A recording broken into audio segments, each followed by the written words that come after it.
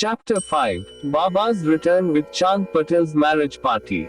Welcomed and addressed as Sai, contact with other saints, his attire and daily routine, the story of the Padukas wrestling bout with Muhyiddin and change in life, turning water into oil, the pseudo Guru Jawhar Ali. Return with Chand Patel's marriage party. As hinted in the last chapter, I shall now describe first how Sai Baba returned to Shirdi after his disappearance. There lived in the Aurangabad district Nizam state in a village called Dup, a well-to-do Mohammedan gentleman by name Chand Patel. While he was making a trip to Aurangabad, he lost his mare. For 2 long months, he made a diligent search, but could get no trace of the lost mare. After being disappointed, he returned from Aurangabad with the saddle on his back. After traveling 4 kos and a half, he came on the way to a mango tree at the foot of which sat a fakir queer fellow. He had a cap on his head, wore kafneet long robe and had a satka short stick under his arm, and he was preparing to smoke a chillim pipe. On seeing Chand Patel pass by, he called out to him and asked him to have a smoke and to rest a little. The queer fellow or fakir asked him about the saddle. Chand Patel replied that it was of his mare, which was lost some time back. The fakir asked him to make a search in the nala close by. He went in the wonder of wonders. He found the mare there. He thought that this fakir was not an ordinary man, but an awliya, a great saint. He returned to the fakir with the mare. The chillim was ready for being smoked, but 2 things were wanting. 1. Fire to light the pipe, and 2. Water to wet the chapai, piece of cloth through which smoke is drawn up. The fakir took his prong in, thrust it forcibly into the ground, and out came a live ember, which he put on the pipe. Then he dashed the sitka on the ground, from where water began to ooze. The chapai was wetted with that water, then wrung out and wrapped round the pipe. Thus, everything being complete, the fakir smoked the chillim and then gave it also to Chand Patel. On seeing all this, Chand Patel was wonderstruck. He requested the fakir to come to his home and accept his hospitality. Next day, he went to Patel's house and stayed there for some time. Patel was a village officer of Dup. His wife's brother's son was to be married and the bride was from Shirdi. So, Patel made preparations to start for Shirdi for the marriage. The fakir also accompanied the marriage party. The marriage went off without any hitch. The party returned to Dup, except the fakir, who stayed back in Shirdi and remained there forever. How the fakir got the name Sai. When the marriage party came to Shirdi, it alighted at the foot of a banyan tree in Bhagat Mahal Sapati's field, near Khandoba's temple. The carts were loosened in the open courtyard of Khandoba's temple, and the members of the party descended one by one, and the fakir also got down. Bhagat Mahal Sapati saw the young fakir getting down and accosted him, "Ya Sai, welcome Sai." Others also addressed him as Sai, and thenceforth, he became Sai Baba. Contact with other saints. Sai Baba began to stay in a deserted masjid. One saint, named Devidas, had been living in Shirdi for many years before Baba came there. Baba liked his company. He stayed with him in the Maruti temple in the Chavadi, and for some time lived alone. Then came another saint by name Jankidas. Baba spent most of his time in talking with him, or Jankidas went to Baba's residence. So also, one Vashya householder saint from Pantam by name Gangagir always frequented Shirdi. When he first saw Sai Baba carrying pitchers of water in both hands for watering the garden, he was amazed and said openly, "Blessed is Shirdi, that it got this precious jewel. This man is carrying water today, but he is not an ordinary fellow. As this land, Shirdi, was fortunate and meritorious, it secured this jewel." So also, one famous saint by name Anandnath of Yevala Math too, a disciple of Akalkot Maharaj came to Shirdi with some people when he saw Sai Baba. He said openly, "This is a precious diamond in reality. Though he looks like an ordinary man, he is not a ordinary stone but a diamond. You will realize this in the near future." Saying this, he returned to Yevala. This was said while Sai Baba was a youngster. Baba's dress and daily routine. In his young days, Sai Baba grew the hair on his head, never had his head shaved. He dressed like an athlete. When he went to Rahata, 3 miles from Shirdi, he brought with him small plants of marigold, Jaya and G, and after cleaning them he planted and watered them. A devotee, by name Vaman Tatya, supplied him daily with 2 unbaked earthen pitchers. With these Baba himself used to water the plants. He drew water from the well and carried the pitchers on his shoulders.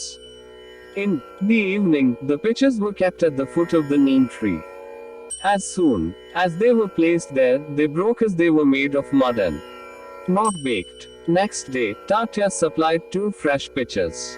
This course went on for 3 years, and with Sai Baba's toil and effort, there grew a garden. On this site, at present, stands the big mansion, Samadhi Mandir of Baba, which is now frequented by so many devotees. The story of Padukas' footprints under the neem tree. A devotee of Akalkot Maharaj, by name Bhai Krishanji Ali Bakkar, worshipped the photo of Akalkot Maharaj. He once thought of going to Akalkot, Solapur district, take the darshan of the Padukas foot prints of the Maharaj and offer his sincere prayer there, but before he could go there, he got a vision in his dream. Akalkot Maharaj appeared in the vision and said to him, "Now, Shirdi is my resting place, go there and offer your worship." So, Bhai changed his plan and came to Shirdi, worshipped Baba, stayed there for 6 months and was happy. As a reminiscence of this vision etc., he prepared the Padukas and installed them on an auspicious day of Shravan, Saka 1834-1912 AD, under the neem tree with due ceremonies and formalities conducted by Dada Kelkar and Upasani. One Dikshit Brahman was appointed for worship, and the management was entrusted to devotee Sagun. Complete version of this story. Mr. B.V. Dev, retired Mamladar of Thana, and a great devotee of Sai Baba, made inquiries about this matter with Sagun Meru Naikan Govind Kamlakar Dikshit and has published a full version of the Padukas in Sai Leela, Volume 11, No. I, page 25. It runs as follows. In 1834 Sakat 1912 AD, one Dr. Ramrao Kothar of Mumbai came to Shirdi for Baba's darshan. His compounder and his friend, Bhai Krishanji Ali Bakkar, accompanied him. The compounder and Bhai became intimate with Sagun Meru Naik and G.K.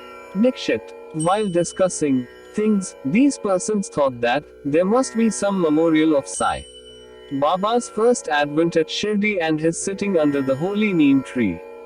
They thought of installing Baba's Padukas there, and were going to make them of some rough stone.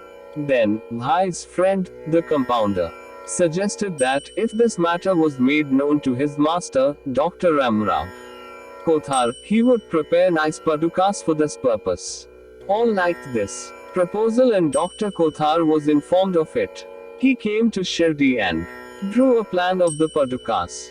He went to Upasani Maharaj in Khandobal's temple and showed him his plan. The latter made many improvements, drew lotus, flowers, conch, disc, mace etc. and suggested that the following shloka, verse regarding neem trees' greatness and Baba's yogic powers be inscribed. The verse was as follows. Sada nimba vrikshasya mooladhivasat, sudhastravanam tiktamapya priyamtam, taram kalpavrikshadhikam sadhayantam, namamishwaram sadguram sainatham, asterisk.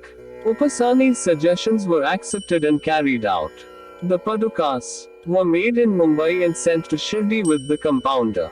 Baba said that they should be installed on the Purnima 15th of Shravan. On that day at 11 am, G.K. Dikshit brought them on his head from Khandoba's temple to the Dwarkamai Masjid in a procession.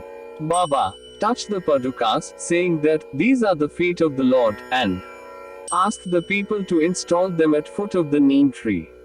A day earlier, one Parsi devotee of Mumbai, named Pastor Sheth, sent 25 rupees per by money order. Baba gave this sum for the installation of the Padukas. The total expense of installation came up to Rs. 100, out of which 75 rupees per were collected by subscriptions. For the first 5 years, G.K. Dixit worshipped the Padukas daily, and then this was done by Laxman Kacheshwar Jagdi. In the first 5 years, Dr. Kothar sent 2 rupees per month for lighting the lamp, and he also sent the railing round the Padukas. The expense of bringing the railing from the station to Shirdi Rs. 7801, presently Rs. 7.50p, and roofing was paid by Sagun Meru Naik. Now, Jagdeep Nana Pujari does the worship, and Sagun Meru Naik offers the Naivedya and lights the evening lamps. Bhai Krishanji was originally a devotee of Akalkot Maharaj. He had come to Shirdi at the installation of the Padukas in Saka 1834. On his way to Akalkot, he wanted to go to Akalkot. After taking the darshan of Baba, he asked Baba's permission for this. Baba said, "Oh, what is there in Akalkot? Why do you go there? The Maharaj of that place is here, myself." Hearing this, Bhai did not go to Akalkot. He came to Shirdi off and on after the installation of the Padukas. Mr. B.V. Dev concluded that Hemadpant did not know these details. Had he known them, he would not have failed to depict them in his Satcharitra.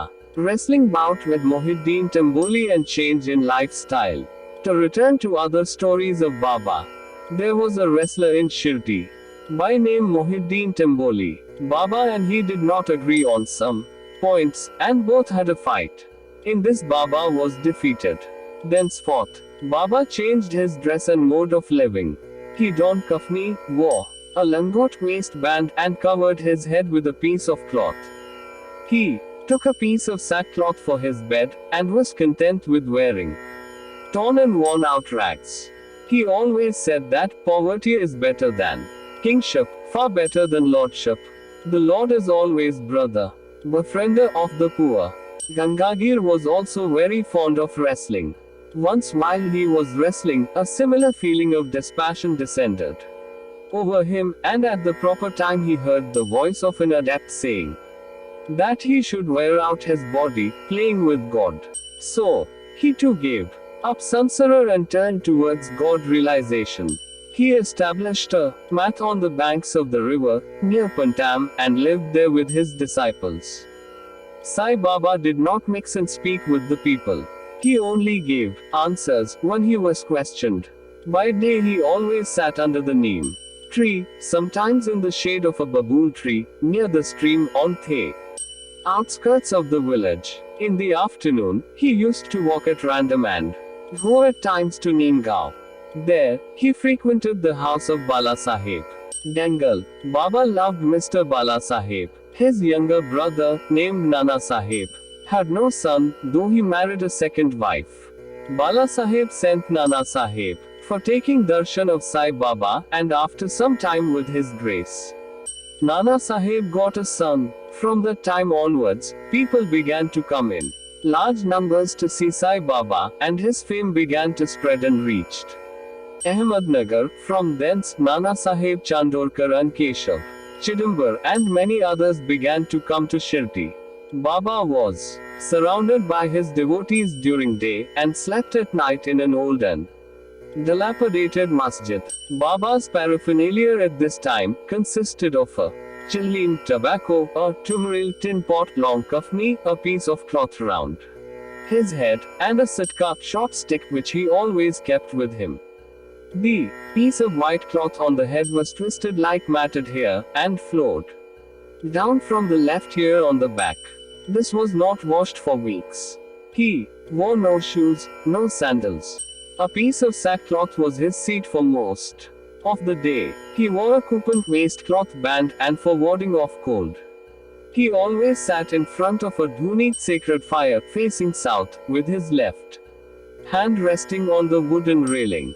In that dhuni, he offered an oblation of egoism, desires, and always uttered, Allah Malik, God is the soul owner. The masjid, in which he sat, was only of 2-room dimensions, where all devotees came and saw him. After 1912, there was a change. The old masjid was repaired and a pavement was constructed. Before Baba came to live in this masjid, he lived for a long time in a place Takia, where with ghungrook small bells tied on his ankles, Baba danced beautifully and sang with tender love, turning water into oil. Sai Baba was very fond of lights.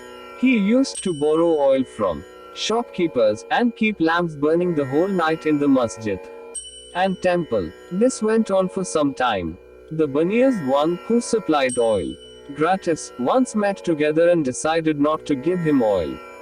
When, as usual, Baba went to ask for oil, they all gave him a distinct no. Unperturbed, Baba returned to the masjid and kept the dry wicks in the lamps. The Banias were watching him with curiosity. Baba took the tumbrel tin pot which contained very little, a few drops oil, put water into it and drank it, and then forced it out to fall into the container. After consecrating the tin pot in this way, he again took the water from the tin pot and filled all the lamps with it and lighted them. To the surprise and dismay of the watching Banias, the lamps began to burn and kept burning the whole night. The Banias repented and apologized, and Baba forgave them and asked them to be more truthful in future. The pseudo-guru Jawhar Ali. 5 years after the wrestling bout above mentioned, one fakir from Ahmednagar, by name Jawhar Ali, came to Rahata with his disciples and stayed in Bakhal's spacious room near Virabhadra temple. The fakir was learned, could repeat the whole Quran and had a sweet tongue. Many religious and devout people of the village came to him and began to respect him. With the help of the people, he started to build an Eidgah, a walled enclosure, in which Mohammedans pray on a date near the Virabhadra temple. There was some quarrel about this affair, on account of which Jawhar Ali had to leave Rahata. Then, he came to Shirdi and lived in the masjid with Baba. People were captured by his sweet talk, and he began to call Baba his disciple. Baba did not object and consented to be his Chela disciple. Then, both Guru and Chela decided to return to Rahata and live there. The Guru teacher never knew his disciple's worth, but the disciple knew the shortcomings of the Guru. Still, he never disrespected him, observing carefully his duties. He even served the master in various ways. They used to come to Shirdi off and on, but their mainstay was in Rahata. The loving devotees of Baba in Shirdi did not like that Baba should stay away from them in Rahata. So they went in a deputation to bring Baba back to Shirdi. When they met Baba near the Eidgah and told the purpose for which they came, Baba said to them that the fakir was an angry, ill-tempered fellow, he would not leave him in that, they should better go back to Shirdi without him before the fakir returned. While they were thus talking, the fakir turned up and was very angry with them for trying to take away his disciple. There was some hot discussion and altercation, and it was finally decided that both the Guru and Chela should return to Shirdi. And so, they returned and lived in Shirdi. But, after a few days, the Guru was tested by Devi Das and he was found wanting. 12 years before Baba arrived in Shirdi with the marriage party, this Devi Das, aged about 10 or 11 years, came to Shirdi and lived in the Maruti temple. Devi Das had fine features and brilliant eyes, and he was dispassionate incarnate and a Dhyani one. Many people, namely Tatya Kot, Kashinath and others regarded him as their guru. They brought Jawhar Ali in his presence, and in the discussion that followed, Jawhar was worsted and fled from Shirdi. He went and stayed in Bijapur and returned after many years to Shirdi and prostrated himself before Sai Baba. The delusion that he was Guru and Sai Baba, his Chilla, was cleared away, and as he repented, Sai Baba treated him with respect. In this case, Sai Baba showed by his conduct how one should get rid of egoism and do the duties of a disciple to attain the highest end, viz. Self-realization. This story is told here according to the version given by Mahalsapati, a great devotee of Baba. In the next chapter, Ram Navami Festival 2, the masjid, its former condition and later improvement in it etc. will be described. More to Sri Sai, peace be to all.